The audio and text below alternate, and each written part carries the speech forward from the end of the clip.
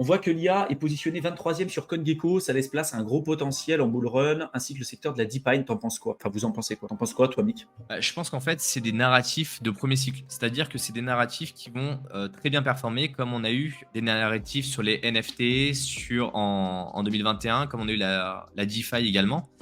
Effectivement, on va faire des performances qui vont être très intéressantes, mais avec un niveau de risque qui va être assez élevé. Et si réellement vous voulez garder ces coins-là sur le long terme, il faut absolument rentrer en profondeur et virer tous ceux qui n'ont pas de fondamental. Et vraiment, sur ces secteurs-là, il y en a beaucoup qui voient l'opportunité. En 2017, on a eu les ICO. Il y avait des ICO sur tout et n'importe quoi. N'importe quelle société qui se lançait disait on fait de la blockchain, alors qu'ils n'avaient rien à voir avec la blockchain. Et bien là, aujourd'hui, l'IA et la DeepMind, c'est à peu près la même chose. Donc oui, il y a du potentiel. Et aujourd'hui, sur la DeepMind et sur l'IA, il y a un vrai besoin. Il y a des vraies problématiques techniques à résoudre. Mais plus de 80% des projets sont complètement à côté de la plaque. Et je vous avais montré un chiffre à l'appui. Ce n'est pas des choses que je tire comme ça de mon chapeau. Je vous avais montré chiffre à l'appui sur des plateformes avec le regroupement de AIGX. Là. On était allé voir le nombre de projets sur Fetch, on était allé voir le nombre de données sur Ocean et sur Singularity Network. Et c'est très peu utilisé. Donc, regardez réellement les besoins, qui utilise, pourquoi.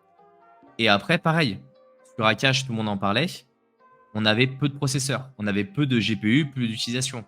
À côté de ça, on en a qui ont des chiffres qui sont astronomiques, où là, on sait que c'est du fake. Vous voyez, il faut aussi arriver à comprendre, à lire un peu entre lignes des fois, à prendre les statistiques et à vous faire votre propre avis. Donc oui, ce sont des secteurs qui vont très bien se développer, qui ont un potentiel qui est énorme, mais attention au côté marketing. Parce que là, le gros problème, c'est que les influenceurs qui veulent faire le buzz, ils vont surfer sur ces tendances-là particulièrement, alors qu'ils n'ont aucune connaissance derrière, qui vont vous chiller des projets parce que Ils ont été c'est la payés. mode en ce moment. Voilà, c'est la mode. En ce moment, on reçoit nous des mails sur ces thématiques-là. On nous dit ouais, j'ai un super projet sur l'IA, j'ai un super projet dans la DeepMind et autres. On vous donne tant d'allocations, on vous donne tant de choses.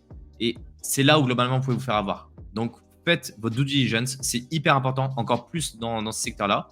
Et après, il ne faut pas que ce soit tout votre portefeuille.